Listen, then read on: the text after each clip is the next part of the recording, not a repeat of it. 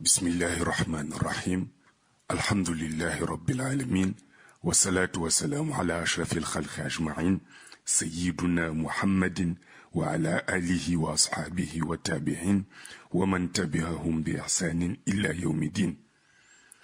Assalamu alaikum.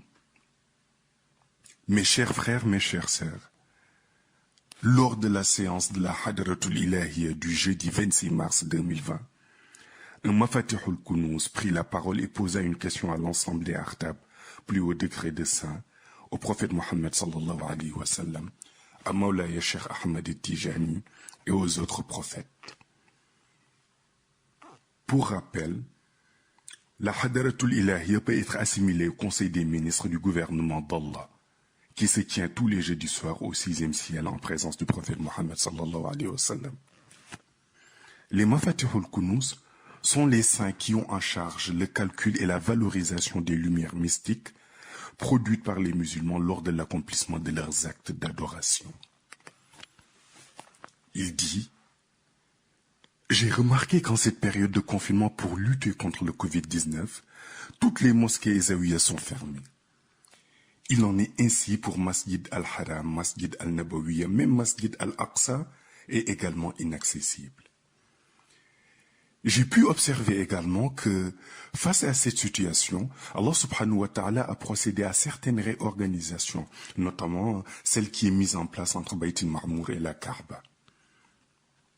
Aussi, en tant que Mafatihul Kunuz, vu le contexte d'isolement de la Mecque et de Médine, je m'attendais à ce que la prière mystique du vendredi dirigée par le Qutb Zaman à Masjid al-Aqsa au 6e ciel soit déplacée à Masjid al-Haram ou Masjid al-Nabawiyya. Mais je vois à ma grande surprise que cette prière est maintenue à Masjid al-Aqsa. Alors, illustre assemblée, ma question est de savoir pourquoi, dans ce contexte si particulier, cette prière n'a pas été déplacée en alternance entre les deux premiers lieux saints de l'islam, à savoir Masjid al-Haram et Masjid al-Nabawiyya.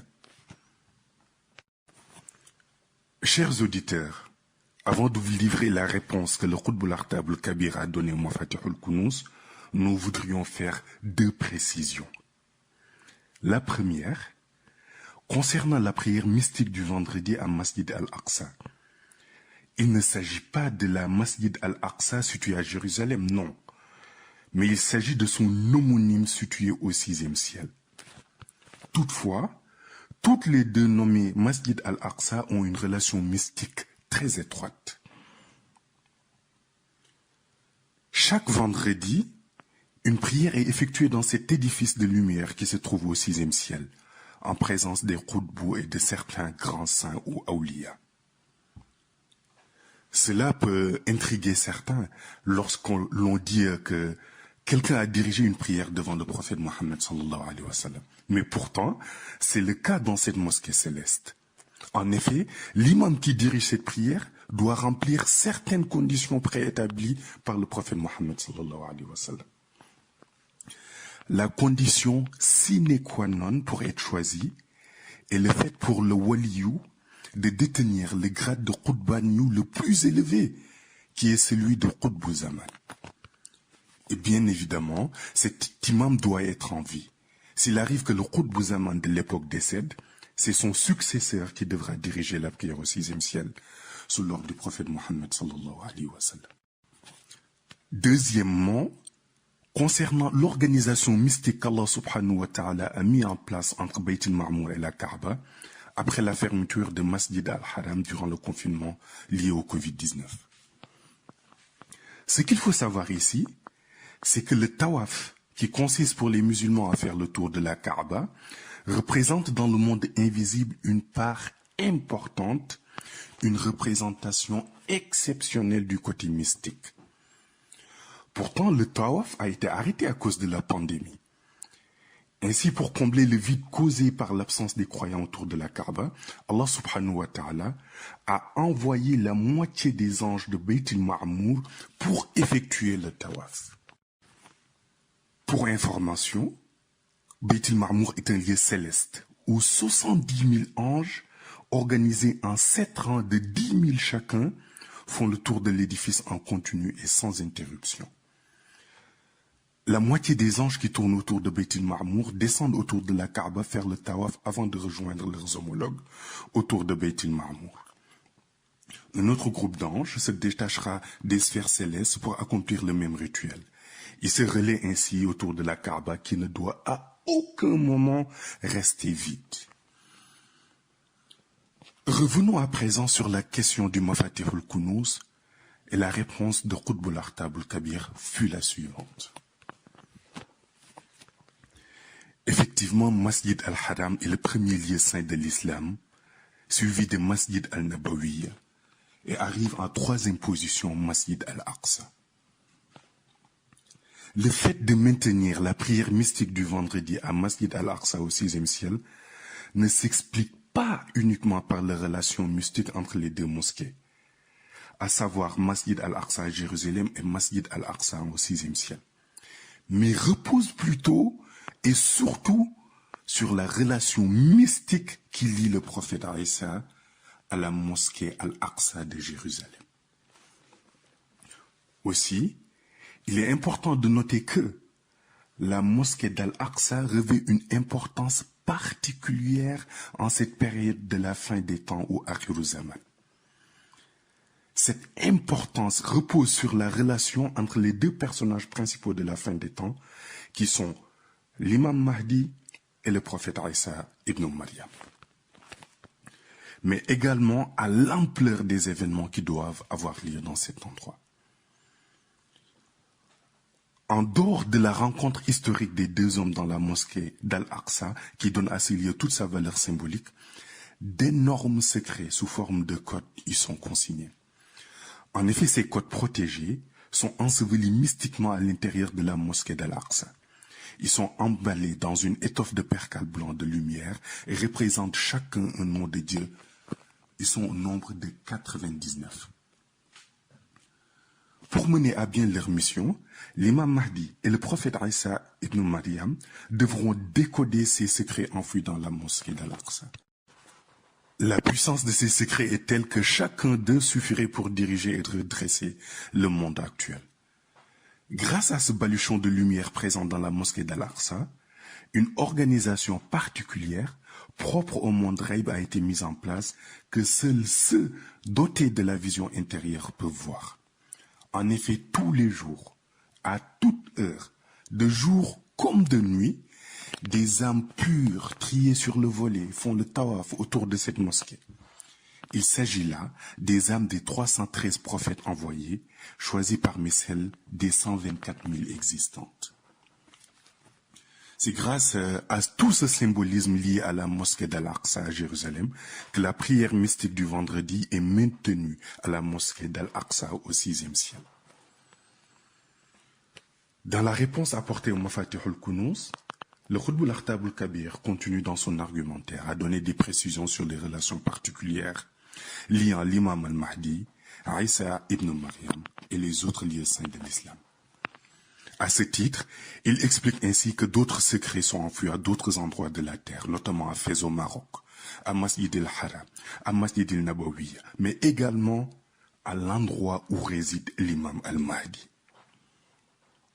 Certains de ces secrets seront d'ailleurs déchiffrés par l'imam al-Mahdi avant l'arrivée du prophète Aïssa ibn Maryam. Avant de poursuivre, nous vous invitons tous à méditer sur cette pluie exceptionnelle le jour d'Arafat lors du Hajj 2019, car elle est sans aucun doute annonciatrice d'un événement majeur qui se produira dans les prochaines années et qui marquera l'histoire du monde musulman. Ce sera lors de son pèlerinage spectaculaire qui fera prochainement à la Mecque que l'imam al-Mahdi déchiffrera le baluchon de lumière conservé à l'intérieur de la Masjid al-Haram devant une assemblée importante. De nombreuses réalités mystiques apparaîtront lors de ce pèlerinage. Lorsque l'imam al-Mahdi décodera le secret contenu dans le baluchon enterré dans la Masjid Nabawiya, il sera à ce moment-là reconnu par l'ensemble des musulmans assistant à la scène. Après cela, de Médine jusqu'à la Mecque, tous les musulmans lui porteront allégeance. Toutefois, Le traitement des secrets codés de la mosquée Al-Aqsa par l'imam al-Mahdi attendra l'arrivée du prophète Isa, car telle est la volonté divine. Le prophète Isa et l'imam al-Mahdi n'auront pas assez de temps lors de leur gouvernance commune du monde pour activer tous les secrets contenus dans le baluchon de lumière enseveli à l'intérieur de la mosquée d'Al-Aqsa. Car selon les enseignements du prophète Mohammed sallallahu alayhi wa sallam, l'imam al-Mahdi ne vivra que 7 ans après la descente du prophète Isa, qui s'en ira lui définitivement à son tour 2 ans après la disparition de l'imam al-Mahdi. Nous pouvons dire ainsi que Isa ibn Maryam restera sur terre que 9 ans. Ces 9 années du monde Shahada représentent 40 jours dans le monde Ghaib. C'est ce qui a induit en erreur d'ailleurs certains interprètes du Coran qui affirment que le prophète Isa restera 40 ans sur terre. Pour comprendre cette réalité, il faudra regarder la publication faite sur notre chaîne YouTube Les Enseignements du Mahdi, intitulée La notion du temps. En effet, il y est expliqué que ces deux mondes n'ont pas les mêmes représentations du temps. Les unités de mesure utilisées pour déterminer le temps sont différentes. L'année, le mois, le jour, l'heure sont appréhendés de manière totalement différente. Le prophète Isa ibn Maryam passera le plus clair de son temps à la mosquée Al-Aqsa. Mais cela ne l'empêchera pas de voyager et de se rendre régulièrement à la Mecque, à Médine ou dans le pays de résistance de l'imam al-Mahdi. La première rencontre entre l'imam al-Mahdi et le prophète Isa se fera dans cette fameuse mosquée d'Al-Aqsa, juste avant la prière de l'aube. L'imam al-Mahdi qui s'apprêtera à diriger la prière de Fajr apercevra le prophète Isa entrer dans la mosquée. L'imam al-Mahdi ira à sa rencontre avec déférence et avec tous les honneurs dus à son statut de prophète. L'imam lui proposera de diriger la prière, offre que déclinera respectueusement le prophète Isa, qui insistera sur le fait que l'imam al-Mahdi est Amirul Mouminin de l'époque et qu'il est le représentant du prophète Mohammed sallallahu alayhi wa sallam sur terre. Le prophète Isa fera ainsi comprendre que s'il avait trouvé le prophète Mohammed sallallahu alayhi wa sallam à cet endroit, il aurait prié derrière lui et que même s'il est revenu sur terre, il fait désormais partie de la mission de l'islam. C'est le prophète Isa lui-même qui fera l'appel à la prière.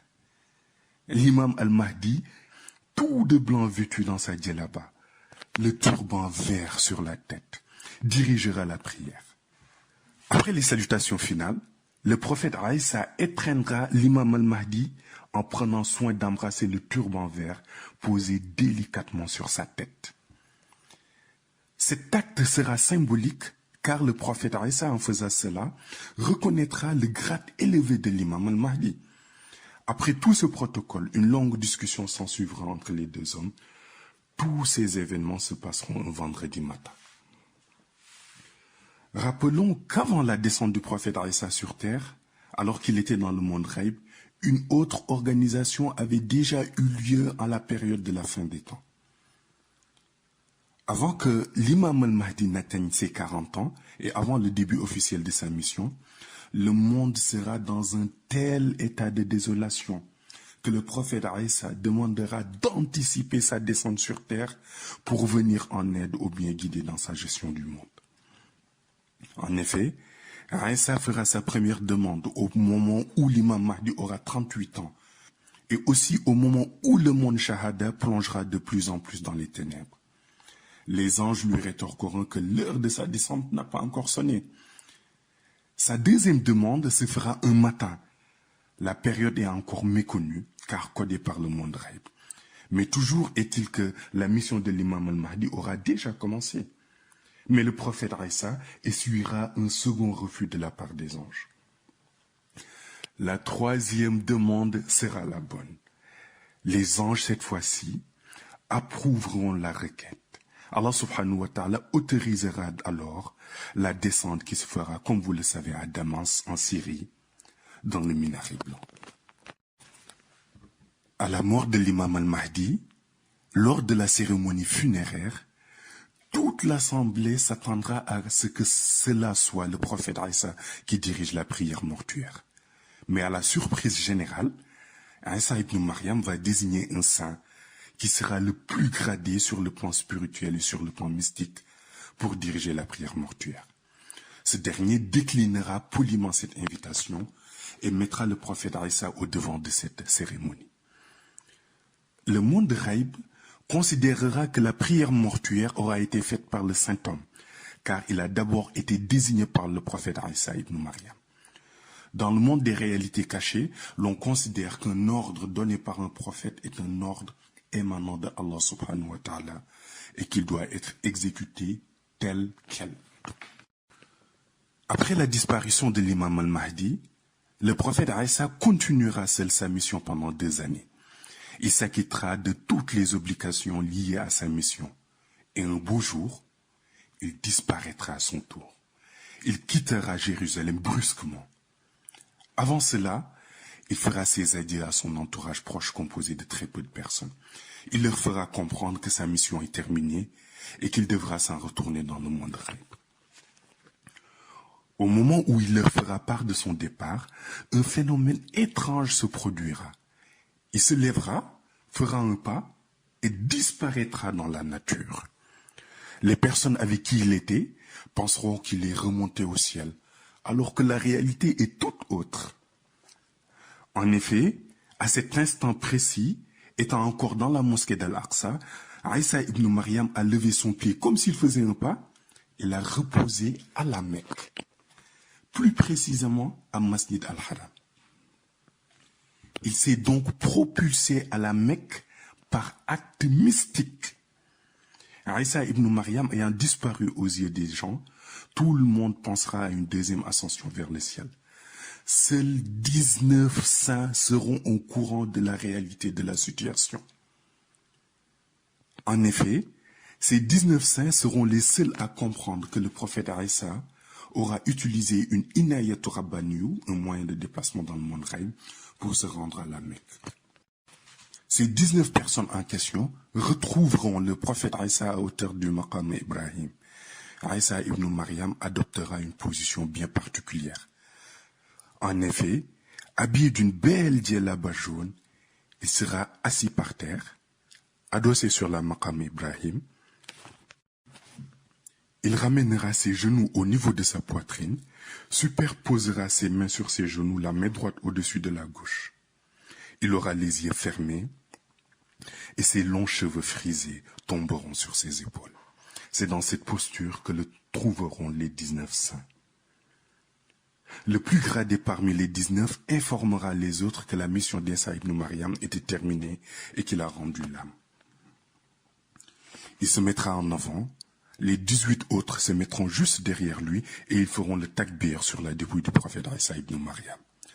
Ce sera de cette manière qu'ils procéderont à la prière mortuaire du prophète Isa. Ils casseront le carrelage entre la Kaaba et la maqam Ibrahim pour l'enterrer. Chers frères, chères sœurs, ce qu'il faut savoir ici, c'est que ce saint qui dirigera la prière mortuaire de l'imam Mahdi et du prophète Isa est déjà né. C'est encore un enfant actuellement, mais il est en train d'apprendre à marcher. Ensuite, ils procéderont à un rituel bien particulier. Ils feront une procession autour de la tombe fraîche du prophète Isa en prononçant la dernière formule que les saints ou awliya devront réciter ensemble sur terre. À la fin de la récitation de la formule, chacun de ces saints empruntera son inayatu rabbaniyu, donc moyen de déplacement de Ghaib, pour retourner vers sa base. Une fois qu'ils auront regagné leur base respective, ils rendront l'âme dans les 4 heures qui suivront leur arrivée chez eux. Et ce sera là le début de l'Apocalypse. La mer commencera à s'agiter fortement. Un vent puissant se soulèvera. La terre commencera à trembler. Et là, l'on pourra dire que la fin du monde approche à grands pas.